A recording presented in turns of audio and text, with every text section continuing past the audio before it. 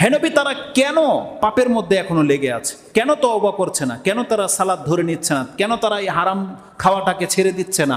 কেন অন্যের সাথে রেশারিটাকে বন্ধ করছে না? হাল ইয়ানজুরুনা, তারা কি এই অপেক্ষায় আছে আই আনতা আতিয়াহুমুল মালাইকা, যে আল্লাহর পক্ষ থেকে ফেরেশতা নাজিল হয়ে তাকে বললে তারপরে সে তওবা করবে, তারপরে সে সিগারেট ছাড়বে, তারপরে সে জর্দা ছাড়বে, তারপরে সে হারাম কাজ ছাড়বে ফেরেশতা দেখে নিলে?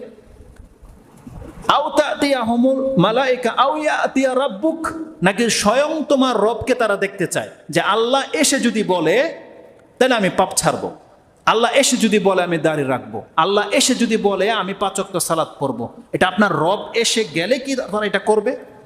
আল্লাহ সুবহানাহু ওয়া তাআলা বলছেন, নাকি তারা এমন কোনো নিদর্শন দেখার জন্য অপেক্ষা করছে যে আপনার রবের কোনো নিদর্শন আসলে তারা এই হুজুরদের কথা মেনে নেবে, ইমামের কথা মেনে নেবে, তারা বাপমার কথা মেনে নেবে, তারা হক কথাটাকে গ্রহণ করে নেবে।